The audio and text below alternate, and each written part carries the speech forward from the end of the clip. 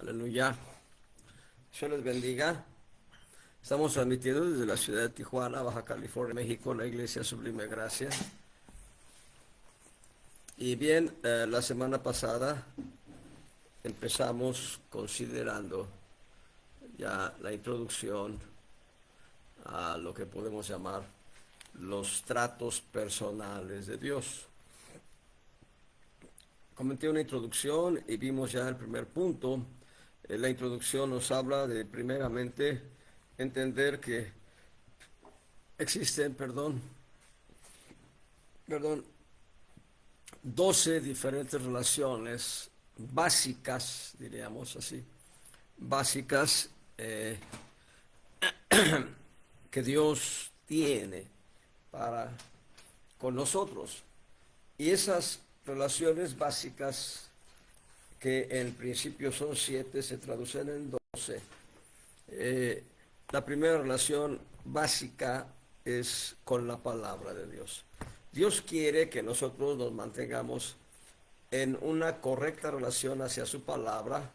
Primero, pues, conociendo la palabra, debemos conocerla, debemos escudriñarla, debemos, yo agregaría, memorizarla, pero sobre todo, mucho más por encima de conocerla, escudriñarla, memorizarla, es obedecerla.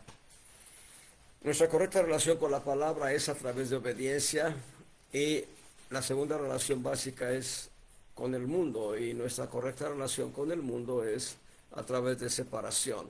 Debemos marcar una distancia entre el mundo y nosotros, entendiendo por mundo, la palabra griega es cosmos, entendiendo por cosmos o mundo, ese sistema de elementos jurídicos, políticos, económicos, religiosos, sociales, que rigen este sistema del mundo sin Dios, sin Dios. Y saludos, hermanas, las hermanas Barrio, la hermana Susana, la hermana Silvia, saludos. Nunca lo hago, pero bueno, hoy lo hicimos. Bien, y después de tener una correcta relación con el mundo a través de separación, hemos tenido una correcta relación con la autoridad a través de sometimiento, sumisión. Todos tenemos una autoridad sobre nosotros y debemos someternos. Una o varias autoridades sobre nosotros. Y debemos obedecer a esa autoridad, a esas autoridades. La correcta relación es sometimiento. Y alguien dijo que hay una diferencia entre obediencia y sumisión. La obediencia es una actitud externa, la sumisión es una actitud interna del corazón. Saludos, hermana Carla Viri. Y la cuarta relación básica que nosotros tenemos es con los tratos personales de Dios, así lo definió el hermano Robert Ewing. El hermano Maurice lo define como la vida personal. Y se conocen como tratos personales porque Dios trata de manera diferente a cada uno de sus hijos. No le da un trato idéntico, sino un trato completamente diferenciado, en el que influyen evidentemente la personalidad del creyente. Dios va a tratar de manera muy, muy distinta a aquel que es sometido a la autoridad divina y obediente a la palabra de Dios, de aquel que es rezongón, respondón, de aquel que no quiere del todo la obediencia a la palabra de Dios o el sometimiento a la palabra de Dios. Trata de manera diferente. Sobre eso es lo que estamos tratando, nada más por retomar el repaso de la semana pasada. La quinta relación básica es con el plan de Dios. Dios tiene un plan individual, Dios tiene un plan de familia, Dios tiene un plan de iglesia local, y Dios obviamente tiene un plan de iglesia universal, que es tener la esposa del Cordero lista para el día, ya se acerca el día de la boda. Estamos muy cerca del día de la boda. Y Dios quiere que estemos en las bodas del Cordero, no como invitados, sino como la esposa del Cordero. Aleluya, para eso son los tratos personales, para prepararnos. Bueno, número 6, la sexta relación básica es con Dios mismo. Es una relación con el Padre, con el Hijo, con el Espíritu Santo, así que 5 más 3, 8. Y luego tenemos la séptima relación básica es con la gloria de Dios.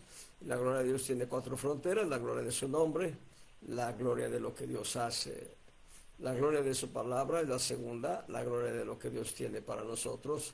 Número 3, la gloria de su vida, lo que es Cristo dentro de nosotros.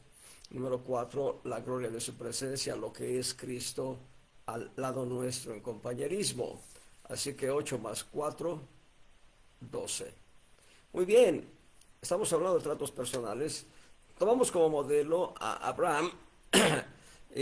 Sin embargo, en algún momento dado vamos a transitar hacia otros ejemplos, pero el modelo siempre será Abraham. Los 12 tratos personales, los 2 primeros son gracia y verdad. Van por parejas, así como hubo 12 bueyes para cargar el mobiliario pesado del tabernáculo, que eran las 48 tablas y las columnas y todo aquello. Así hay 12 tratos de Dios para con nosotros. Les he mencionado la semilla en la que el hermano Robert le preguntaba a Dios acerca del milagro que se repite, más bien que se registra, el milagro que se registra en los 4 evangelios, la multiplicación de los panes y de los peces. No solo ese milagro se repite en los 4 evangelios, sino que fue un milagro que se registra 2 veces. Es decir, hubo 2 veces el milagro, por lo menos en cuanto al registro. Y cuando el hermano Robert le pregunta al Señor, Dios le dice aquí hay una enseñanza que tiene que ver con los tratos personales. Bien, el primer trato es gracia y verdad. La primera pareja de los tratos personales, gracia y verdad. Hemos hablado de la gracia y solamente por comentar algunos detalles interesantes. Hemos hablado de Abraham. ¿Quién era Abraham? Abraham era un hombre idólatra y su padre también era un idólatra. Y lo interesante de esto es que Dios llamó a Abraham siendo un idólatra. ¿Cuál era el mérito de Abraham? No había méritos para que Dios lo llamara, no había méritos.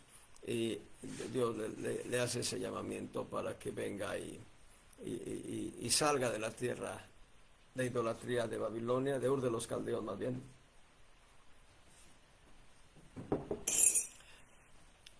Y ya les mencioné que de acuerdo a la tradición judía, los israelitas afirman que Tare y Abraham vendían ídolos, no solo eran idólatras, sino que fabricaban y vendían ídolos. Eso lo vamos a mencionar hoy, porque no es el caso, no está no está registrado en la escritura.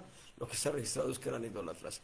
Ahora, vean ustedes en Génesis capítulo 6, verso 8. Ahí dice, pero Noé halló gracia en los ojos de Jehová. Y ciertamente, antes del diluvio, no se registra en Noé falta alguna.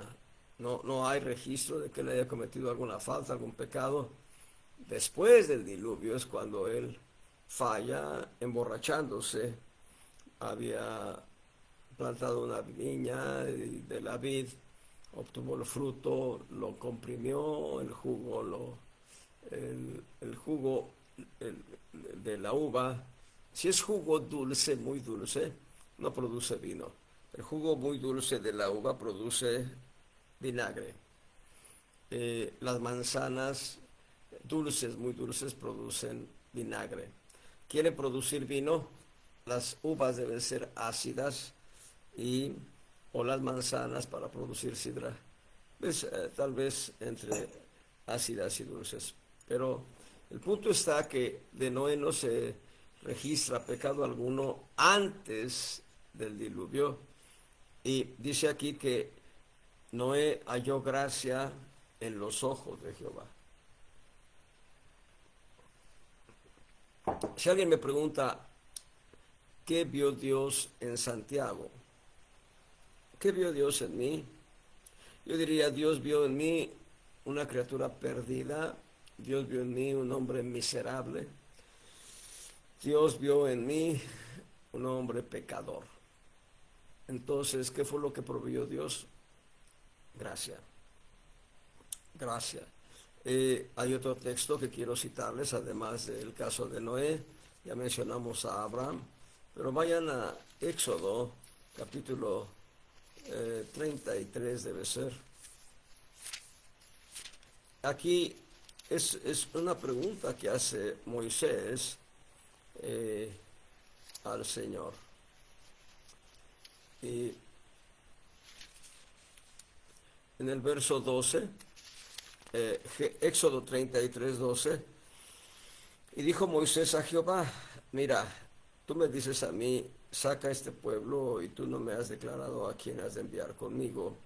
Sin embargo, tú dices, yo te he conocido por tu nombre y has hallado también gracia en mis ojos. Aquí Moisés está testificando lo que Dios le dijo a él. Dios le dijo a Moisés, Moisés, tú has hallado gracia en mis ojos. Y una palabra que no es literal en cuanto a gracia, pero sí es manifiesta la gracia a pesar de que no existe ahí en Hebreos. Hebreos capítulo 11, verso 23, por fe Moisés, nacido, fue escondido de sus padres por 3 meses porque le vieron hermoso niño y no temieron el mandamiento del rey. Y aquí, perdón, cuando habla de fe, habla de la fe de los padres de Moisés. Y la gracia de Dios fue la que salvó a Moisés de morir en el Nilo. Cualquiera pensaría, oh, bueno, qué dicha que fue guardado por sus padres y luego lo ponen en una cesta calafateada de brea y la cesta la ponen en el río Nilo. Bueno, en el río Nilo seguramente había cocodrilos, hipopótamos y una que otra culebra, no sé. No era realmente una área completamente segura. Yo he pensado que María, la madre, la hermana, la hermana mayor de Moisés, deliberadamente puso la cesta muy cerca de donde la hija de Faraón habría de estar. Y para ese fin, seguramente había guardias de seguridad, era la hija de Faraón, guardias de seguridad que tendrían que buscar la ausencia de animales salvajes en la zona donde la hija de Faraón estuviese tal vez bañándose, no lo sé, tal vez mojando sus pies, no lo sé, pero yo creo que María deliberadamente puso el arca cerca de la hija de Faraón. El punto está en que Dios testifica de Moisés que Moisés ha hallado gracia delante de Dios. Y una palabra más que ya no tiene que ver con personajes bíblicos, pero sí tiene que ver con nosotros mismos. Una palabra en la cual el Señor dice, Hebreos 4:16. Hebreos 4:16 dice el Señor.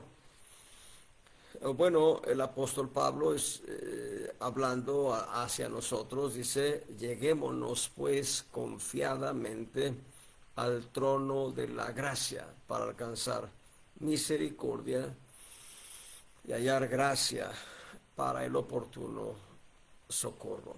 Debo decirles que hay una concepción en mi corazón, no lo tomen como un dogma, no lo tomen como una verdad central, pero así lo siento yo en mi corazón, que realmente la gracia es una persona, o dicho de una manera diferente, la gracia está personificada en Cristo. Así lo creo yo. Cuando se habla del trono de la gracia, yo contemplo el trono y sentado sobre el trono, la gracia. Y la gracia es Cristo. Hablando de gracia, bueno, aquí dice que nosotros podemos acercarnos eh, confiadamente al trono de la gracia para alcanzar misericordia y hallar gracia para el oportuno socorro. Y quiero que vean algo más todavía en torno a la gracia. Hay mucho que hablar de la gracia. No voy a hablar de la gracia ya, voy a tocar estos puntos y después pasaremos al tema de la verdad.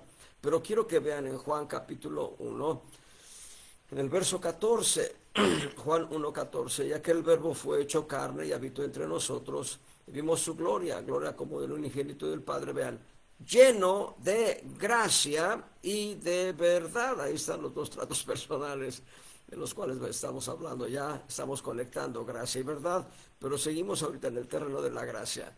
Cristo es lleno de gracia. Entonces, yo así lo siento, Él es la gracia personificada, o Él es, bueno, Él es en quien habita toda la gracia. Vean lo que dice el verso 17. Juan capítulo 1, verso 17, porque la ley por Moisés fue dada, pero la gracia y la verdad, otra vez la pareja, por Jesucristo fue hecha. La gracia fue hecha por Jesucristo y la verdad es Jesucristo.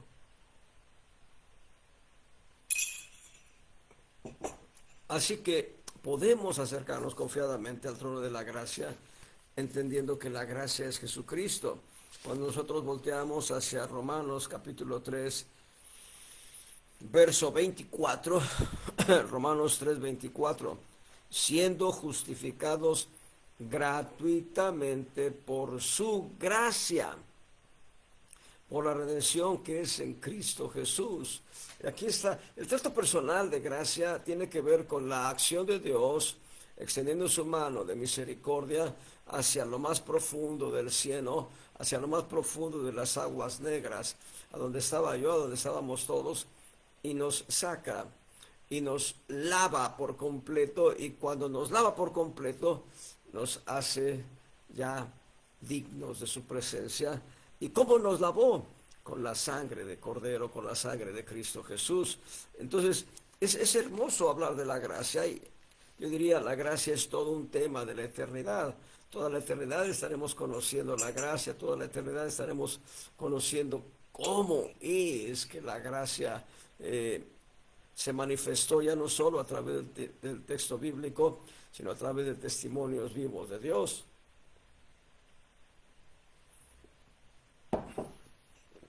Perdón, pero ahora vean en Efesios, y ya voy a pasar al siguiente punto, pero vean en Efesios esta palabra tan hermosa, en Efesios capítulo 2, versos 4 al 6. Pero Dios, que es rico en misericordia por su mucho amor con que nos amó, aun estando nosotros muertos en pecados, nos dio vida juntamente con Cristo. Por gracia sois salvos. Este es el trato de la gracia divina hacia nosotros, de salvarnos, de limpiarnos, de rescatarnos y de vez en cuando darnos una restregada en el lavadero, ¿sí? Y nos lava y nos limpia, pero ya somos justificados, ya somos santificados. Y dice en el verso 6, juntamente nos resucitó y asimismo nos hizo sentar en los cielos con Cristo Jesús. Esto ya es una verdad para Dios. Y Dios solamente está esperando el tiempo en que sea una verdad para nosotros. Aleluya. Verso 8, porque por gracia sois salvos por la fe. Y esto no de vosotros, pues es don de Dios. Vean lo hermoso que es hablar de la gracia. La gracia, insisto, es toda la eternidad, para comprenderla, para asimilarla, obviamente para disfrutarla. La gracia es Cristo personificado desde mi perspectiva. Eh, un día tendré que pasar por el tamiz de la revisión apostólica para saber si lo que pienso es correcto o no, pero yo así lo creo. La gracia. Hay mucho que hablar de la gracia, tenía otro texto, pero vamos a- al tema de la verdad. El trato personal de Dios para con nosotros en cuanto a la verdad. Bien, voy a tratar de comprimir algunos conceptos que son básicos y que son muy importantes para comprender el tema de la verdad, porque no es solo el hecho de la verdad pura que está en Dios. Si ustedes leen Jeremías capítulo 10, verso 10 en la primera línea, la versión antigua, Jeremías 10:10, versión antigua, primera línea, dice, mas Jehová Dios es la verdad. Ahí nos está dando un apunte interesante, es el Padre Celestial, la verdad pura, la verdad limpia, la verdad sin nada adicionado, la verdad tal cual. Pero cuando vemos en Juan capítulo 14, verso 6, Cristo Jesús dice, yo soy la verdad. Él dice, yo soy el camino, la verdad y la vida. Cristo es la verdad, el Padre es la verdad, el Hijo es la verdad. Y finalmente, en primera de Juan, capítulo 5, verso 6, última línea, encontramos que el Espíritu es la verdad. En esas tres premisas, en esos tres versículos, encontramos una eh, contundente afirmación dogmática, y eso sí, lo podemos gritar con trompetas, bombos y platillos. Dios es la verdad. Cuando el Señor Jesús fue confrontado por Pilato, el Señor Jesús dice, yo a la verdad para esto he nacido. Y cuando dice yo a la verdad, Pilato le pregunta, ¿qué es la verdad? La verdad estaba frente a Pilato y Pilato no lo discernió. Pilato no entendió que Jesús es la verdad. Era, es y será siempre la verdad. Entonces, resumiendo, Jeremías 10:10, Juan 14:6 y Primera de Juan 5, verso 6, última línea, versión antigua, Dios en sí mismo es la verdad. En Romanos 3:4 dice la versión eh, 60 dice, sea Dios veraz y todo hombre mentiroso. Veamos cómo lo dice la versión antigua. A mí me gusta mucho la versión antigua, pero hemos sido exhortados a buscar otras revisiones a manera de concordancia para ir checando un verso con el mismo verso en diferentes lecturas. Dice aquí en Romanos 3:4, en ninguna manera, antes bien sea Dios verdadero, más todo hombre mentiroso. En la versión 60 dice sea Dios veraz. He dicho de una manera, una lectura un poco más específica, sea Dios la verdad. Así que el segundo trato personal, Dios nos trata con la verdad. Él es la verdad. Pero no solo Dios en sí mismo es la verdad, sino la palabra de Dios es la verdad. En Juan 17:17. El Señor Jesús está haciendo la oración sacerdotal ante el Padre Celestial. El Señor Jesús, como sumo sacerdote, está diciendo, santifícalos en tu verdad. Tu palabra es verdad. Y esto es muy contundente en cuanto a este segundo trato personal de Dios para con nosotros, porque siendo Dios la verdad, Él nos confronta a nosotros como si fuera Él mismo y su palabra un espejo. Y esto es importante. Santiago, el hermano del Señor, nos va a decir en la epístola que lleva su nombre, en la epístola de Santiago, va a decirnos él que nosotros estamos en la palabra, dice,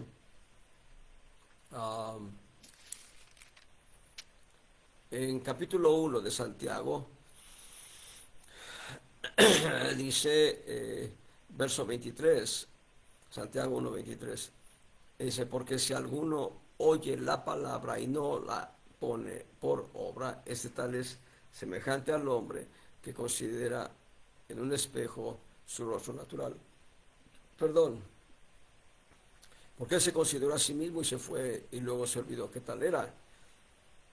Mas el que hubiere mirado atentamente en la perfecta ley, que es la de la libertad, perseverado en ella, no siendo oidores olvidadizos, sino no siendo oidor olvidadizo, sino hacedor de la obra, este tal será bienaventurado en su hecho. Y aquí es donde encontramos que la palabra es semejante a un espejo. Ustedes recuerdan las verdades del tabernáculo, nos hablan de que había 7 muebles, y el segundo mueble, primer mueble, el altar de bronce, donde se ofrecían los sacrificios, las víctimas, y después del altar de bronce estaba la fuente de metal o la fuente de bronce, y la fuente de bronce, la fuente de metal estaba antes de entrar al santuario.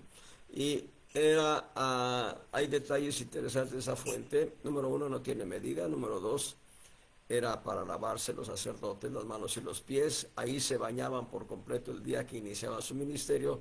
Una sola vez se bañaban, figura de justificación. Pero un detalle importante de esa fuente: fue fabricada a partir de los espejos de bronce de las mujeres que velaban a las puertas del santuario. Espejos de bronce. Así que la limpieza para nosotros es a partir de nuestro reflejo. Hablo de la limpieza espiritual. A partir del reflejo que nos da la palabra de nuestra persona.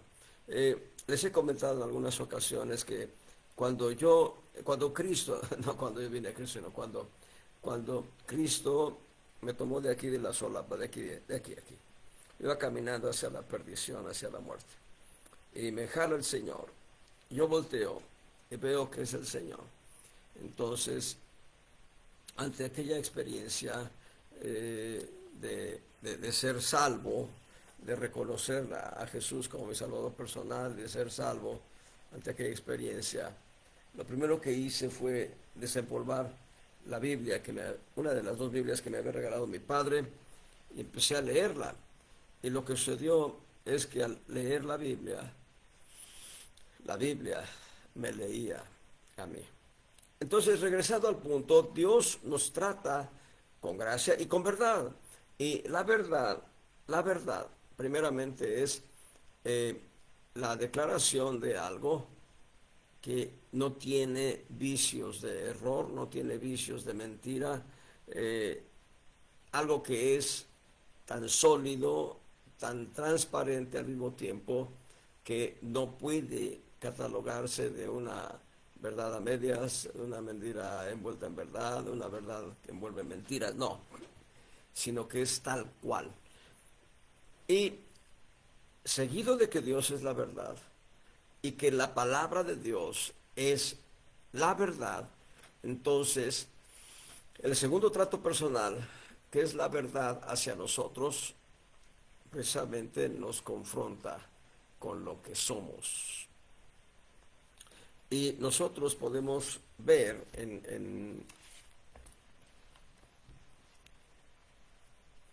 en Abraham, antes de ir a Abraham, perdón, déjeme encontrar.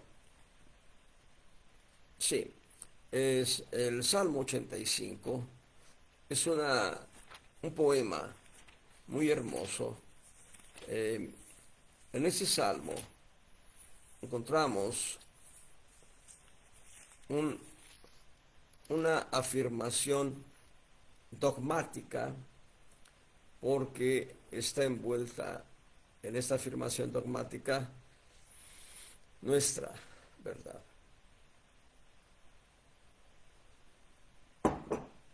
Salmo 85 fue compuesto para los hijos de Coré. Y este salmo solamente lo podía ejecutar el músico principal, el director del coro. En el plano del Antiguo Testamento había músicos principales que iban rolando cada cierto tiempo, de acuerdo a sus edades. Moría el músico principal o el director del coro, se levantaba otro y otro y otro así. En la perspectiva del Nuevo Testamento, el gran director del coro es Jesucristo, el músico principal es Jesucristo. Y este cántico, este Salmo 85, va a decir en el verso 10, la misericordia y la verdad se encontraron, la justicia y la paz se besaron. Verso 11, la verdad brotará de la tierra y la justicia mirará desde los cielos. Y aquí el Salmo no está hablando de que la misericordia que está prefigurada en Cristo con la verdad que es Dios mismo se encontraron. No, aquí está hablando de nuestra verdad. La misericordia de Dios se encontró con la realidad nuestra, la realidad de la humanidad. ¿Dónde se encontraron? En la cruz. En la cruz, el Señor Jesús, cargando todos nuestros pecados, todas nuestras maldades, es quien lleva nuestra verdad. Nuestra verdad la lleva a ese lugar de tormento y la lleva dentro de un corazón completamente saturado de misericordia. No es exagerado lo que digo, no es una exageración cuando afirmo que un corazón completamente saturado de misericordia. Hace rato veíamos que Cristo es lleno de gracia y Él es el autor de la gracia.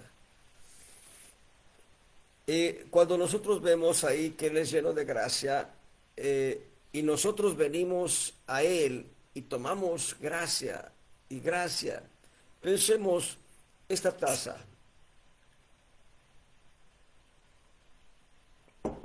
Pensemos que esta taza sea un vehículo, un instrumento por el cual yo pueda tomar gracia de la fuente inagotable que es Cristo y beber esa gracia.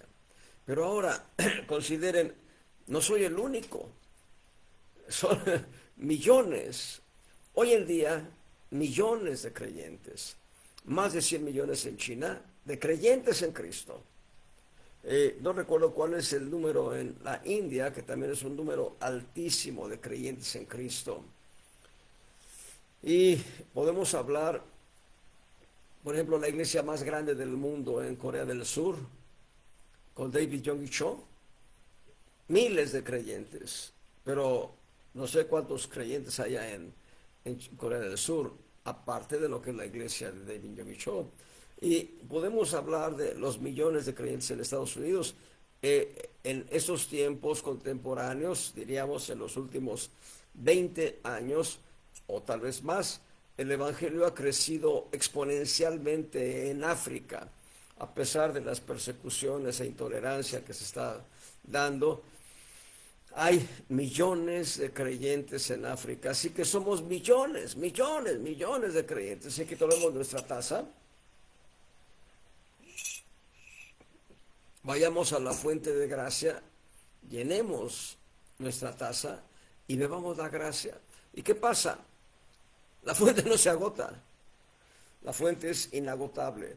Vamos más lejos. Yo ahorita puse una taza, pero en realidad pensemos en una cubeta de 4 galones. Ajá. cerca de 20 litros, pensemos, una cubeta de 20 litros. Si vamos a la fuente de gracia, yo lleno esa cubeta y ya no solo me bebo la gracia, sino me baño de gracia. Y la gente se baña de gracia. Bueno, no hay agotamiento de la gracia.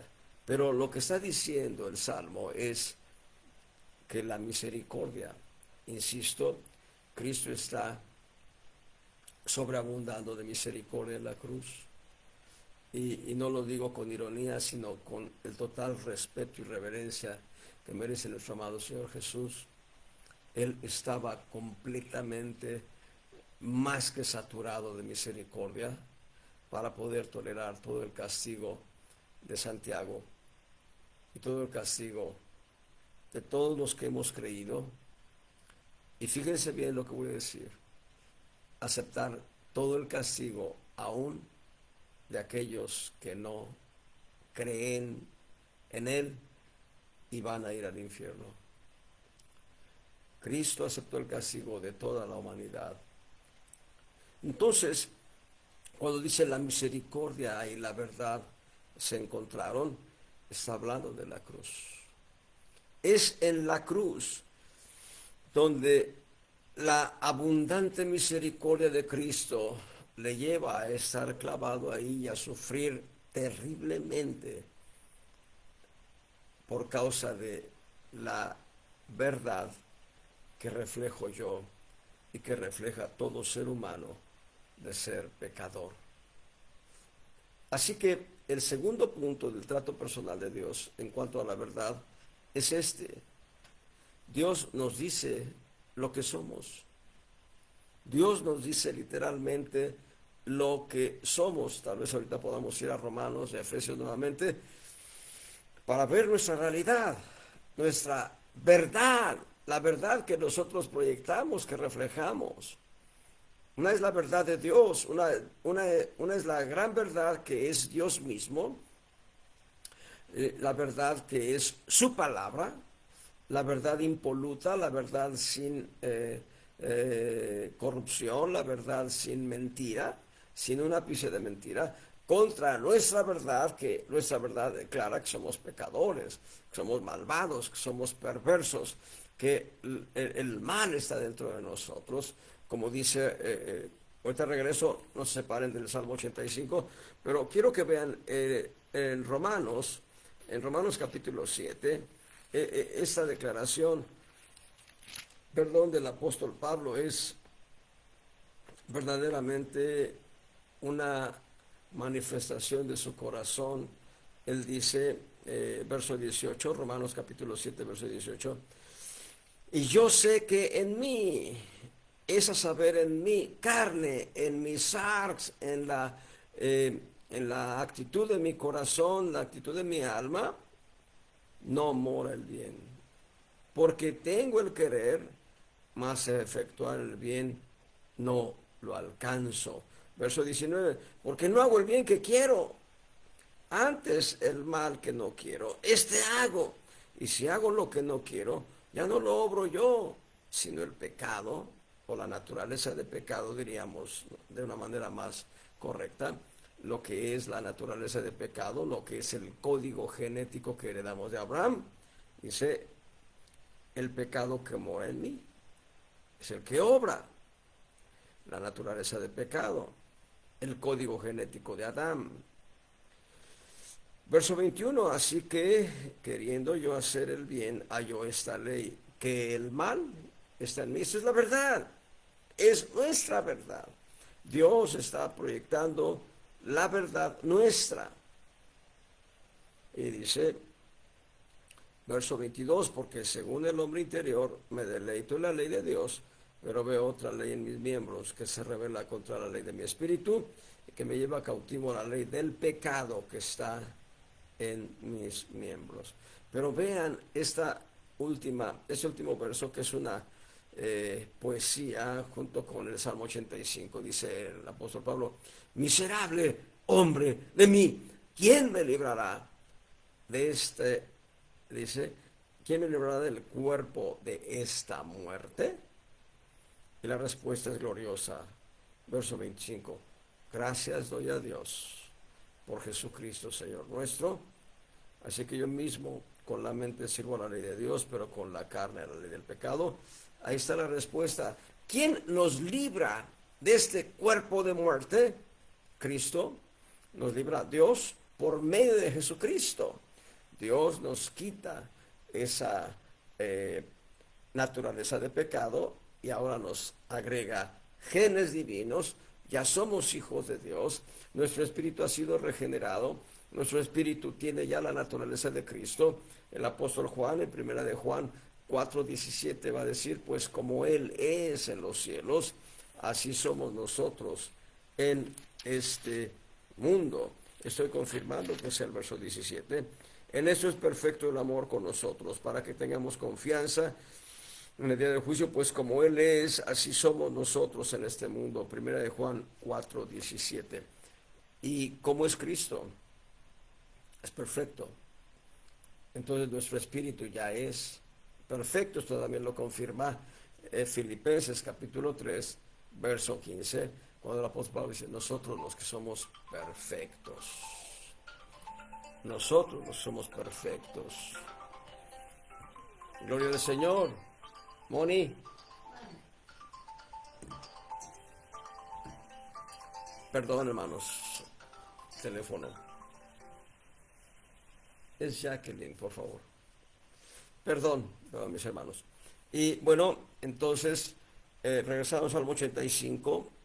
Dice, la misericordia y la verdad se encontraron. La misericordia personificada en Cristo cargando nuestra verdad de pecado. ¿Dónde se encontraron? En la cruz? Luego dice, la justicia y la paz se besaron. Y aquí es la justicia de Dios castigando la verdad nuestra en Cristo y dándonos así la justicia de Cristo a nosotros, permite a nosotros recibir la paz del perdón, la paz de la justificación. Por eso la justicia y la paz se besan en la cruz. Y todavía dice, verso 11, la verdad brotará de la tierra. La verdad brotará de la tierra. Esto es nosotros siendo mostrados tal cual es nuestra naturaleza, monstruos horrorosos, Jacobos horrorosos, bueno, es mi nombre, Santo Jacob,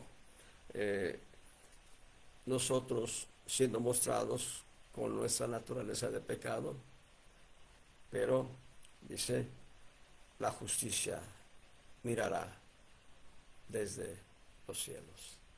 La justicia de Dios mirando nuestra verdad, pero ya antes ha dicho, se han besado la justicia y la paz, la misericordia y la verdad se han encontrado. Ahora sí, vayamos a Abraham, nuestro modelo.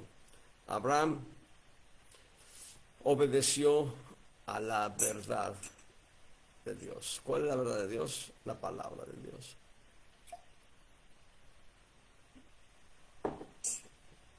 Abraham obedeció a la palabra de Dios. Vayamos a Hebreos 11, verso 8. Hebreos 11, verso 8. La segunda línea dice, por la fe Abraham, siendo llamado, esa es la gracia, obedeció. Ahí está el punto. Obedeció para salir al lugar que había de recibir por edad. Por fe Abraham obedeció. Y esto es importante cuando Dios trata con nuestras vidas. Nosotros vamos a enfrentar retos en los cuales Dios quiere que actuemos. Retos interesantes. Recién yo recordaba por lo menos 3 diferentes testimonios de 3 diferentes apóstoles respecto de cada uno, respecto de uno de sus hijos.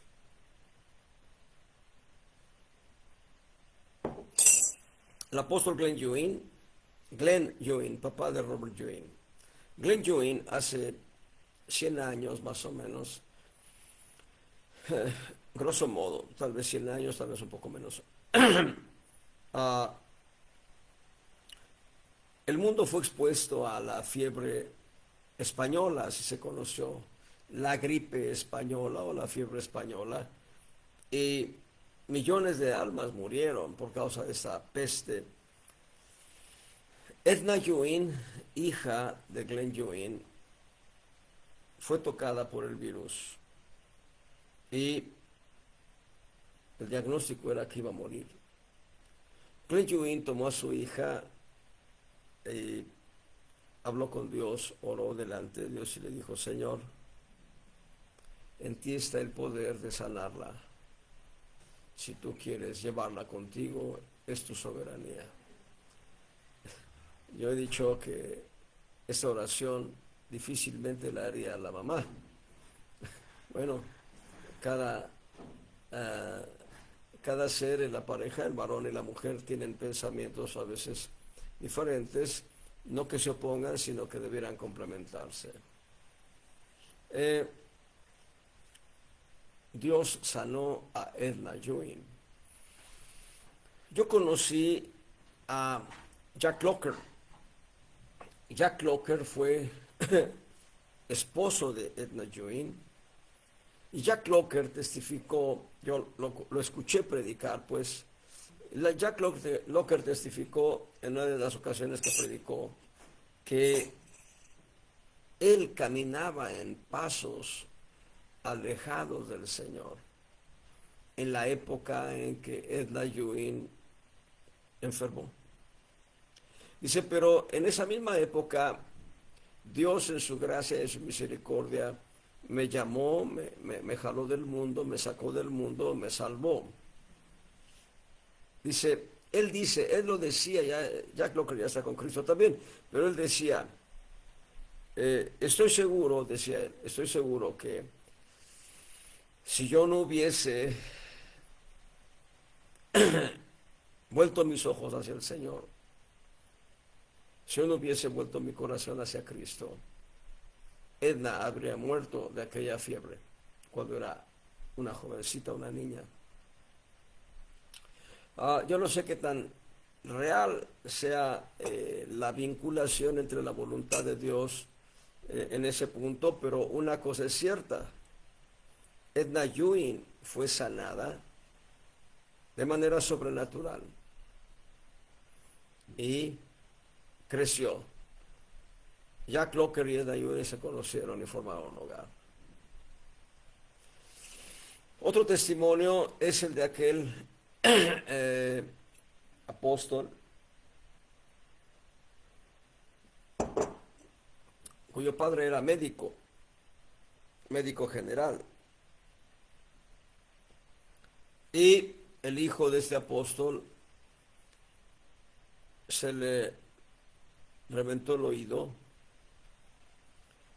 y el papá, el abuelo médico de ese niño, era un niño, le dijo al padre del niño, le dijo: no sé qué estás haciendo, llévalo al médico inmediatamente con un especialista, porque si esa, él tenía fiebre el niño, pero además le reventó el oído, si esa herida en el oído trasciende hacia nervios del cerebro, debo decirles que oídos, ojos, nariz y boca son extensiones nerviosas del cerebro. Pero regresando, le dijo: si no llevas al médico a tu hijo, puede morir.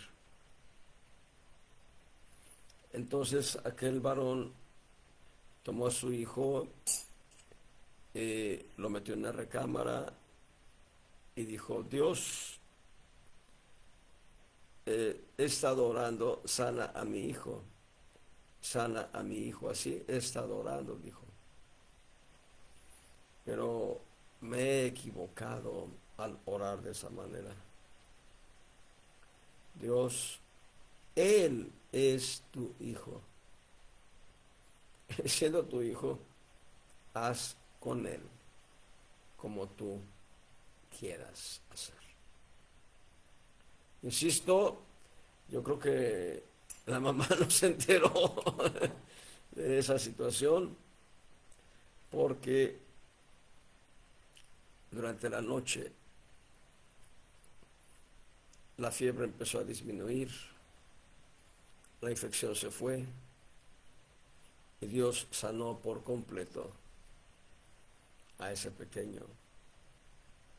En un testimonio adicional, diferente, cada caso es diferente en cuanto a padre. Ese tercer testimonio era una niña, el papá lleva a la niña al hospital, la niña ha perdido el oído por completo, está sorda por completo, no puede oír. Llegan al hospital y antes de entrar al hospital, este varón piensa en su corazón, si en estas circunstancias no puedo descansar en Dios, ¿para qué quiero a Dios? Muy duro. Movió su auto y se fue. Pero no iba solo, no iba con la niña y él, nada más iba la mamá de la niña. Y la mamá de la niña empezó a golpear a su esposo, a decirle que era indolente, etcétera, etcétera, que cómo se atrevía a exponer a su hija a la muerte. Bueno, él se mantuvo en fe, llegaron a casa, estuvo orando. La fiebre pasó y todo normal en el sentido de ya no había síntomas de enfermedad, pero la niña no escuchaba, había quedado sorda por completo. Pasados unos días, los oídos fueron abiertos de manera milagrosa. El tema de la obediencia es muy fuerte cuando tú estás en una situación completamente adversa y difícil y Dios te dice, confía en mí, espera en mí. Abraham no lo pensó. Bueno, por lo menos no hay un registro de que diga que Abraham hubiese estado meditando si salía o no salía de Ur de los Caldeos. Abraham simplemente obedeció. Y me acuerdo de aquella mujer viuda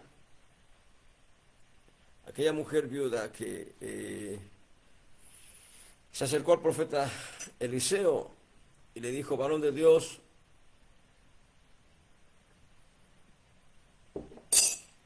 mi esposo es muerto y los acreedores de mi esposo quieren llevarse a mis hijos como esclavos para que paguen la deuda. Y el varón de Dios, el profeta Eliseo, le dijo, ¿qué tienes en casa?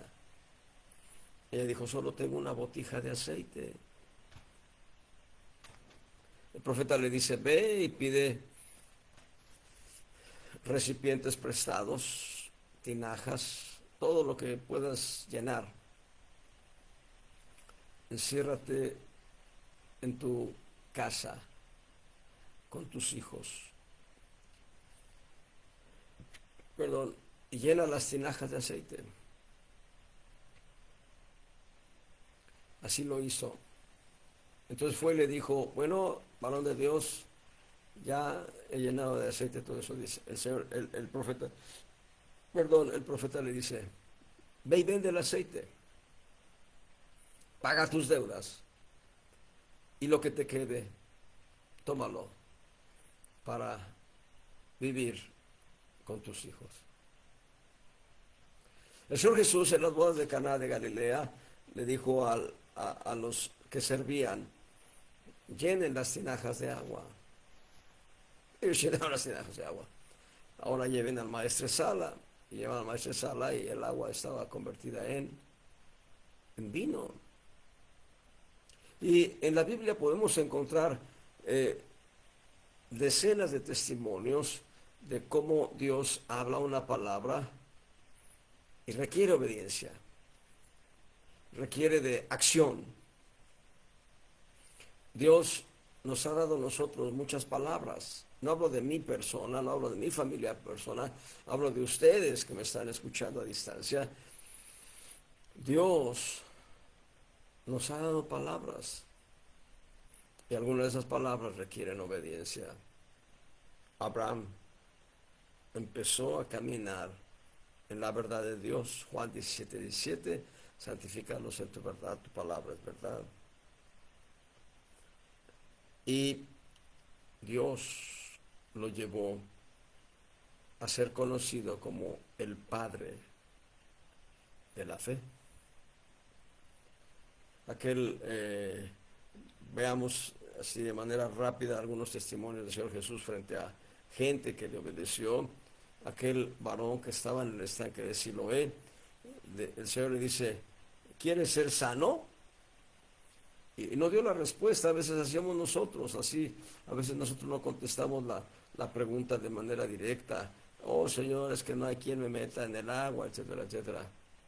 En lugar de decir, sí quiero ser sano. El Señor dice, levanta tu lecho, levántate, toma tu lecho y vete a tu casa. Aquel hombre no razonó. Era inválido, tenía ya años así. Su pecado lo había llevado a esa invalidez. Y lo que hace simplemente sin razonar, obedece, se levanta, hace su lecho y no está razonando, empieza a caminar. Cuando es cuestionado, él no habla de cómo es que estoy caminando. Él habla de lo que Dios ya había hecho. El ciego de nacimiento, el Señor hace una mezcla de polvo, llena las cuencas vacías, fe creativa. Aquellas cuencas vacías llenas de lodo ahora se convierten en ojos para este hombre. Dijo, ve al estanque de Siloé y lávate los ojos. Y cuando lo hizo este hombre así, al lavarse el lodo, ya no estaba el lodo, estaban ojos nuevos que con ramificaciones nerviosas llegaban al cerebro. No solo fueron las cuencas vacías llenas de dos globos oculares, no, formarse todo lo que compone cada ojo, dos ojos, el par completo, con todo lo que compone el iris, la niña, etcétera, y las ramificaciones nerviosas que se conectan al cerebro. Hermanos, obediencia. Dios manifiesta su gracia. Él demanda de nosotros obediencia a su palabra, obediencia a lo que Él nos ha hablado. Si tú tienes una palabra rema, camina en ella. Si tienes muchas palabras rema, clasifícalas y camina en ellas. Vas a ver la mano de Dios sobre tu vida. Es hermoso conocer la palabra de Dios. Yo diría, es un gran reto, un gran reto, caminar por la fe, en la fe del Hijo de Dios, por la fe del Hijo de Dios. En Romanos 6, versos 1 y 2.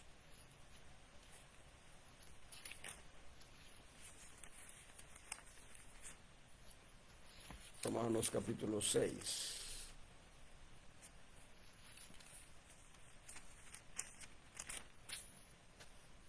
Pues, ¿qué diremos? ¿Perseveraremos en pecado para que la gracia crezca? En ninguna manera.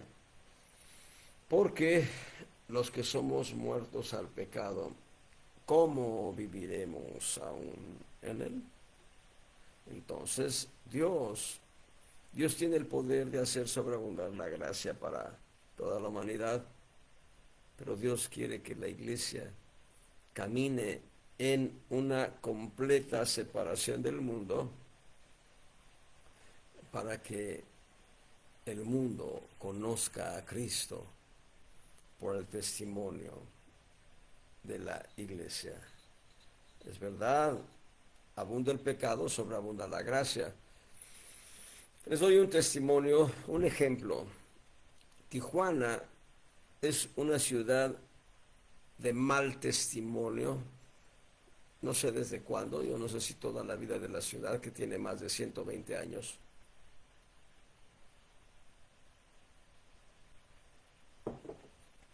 Pero una cosa es cierta, aquí sobreabunda la gracia. Podemos decir en la vida, en el marco de la vida cristiana, en Tijuana hay más de 1000 iglesias, más de 1000 iglesias. En Tijuana la cuarta parte, yo diría más de la cuarta parte de la población es cristiana. En población oficialmente censada somos 2 millones y pico de habitantes. En población extraoficialmente censada con la censada, la suma es de 4 millones de habitantes y un poco más. Así que la población cristiana en Tijuana está fluctuando entre los 500,000 habitantes y el millón de creyentes. ¿A qué se debe esto? Si Tijuana tiene una fama muy mala, que la gracia de Dios, el primer punto, ha sobreabundado en esta ciudad. Y ello ha provocado la conversión de miles y miles de almas. Es interesante ver el tema de la gracia y la verdad en conjunto. Así que, amados hermanos, vamos a parar ahí por hoy, pero vamos a darle continuidad la próxima semana, tal vez otro golpe al clavo de la verdad, y luego continuaremos con lo que son los datos personales de fe y esperanza. El Señor les bendiga a todos. Gracias a Dios por nuestra hermana Susana y Silvia Barrios, Carla Viri, nuestra hermana Carla Viri y mamá Aide, que se conectaron. Dios les bendiga abundantemente a todos. Amén.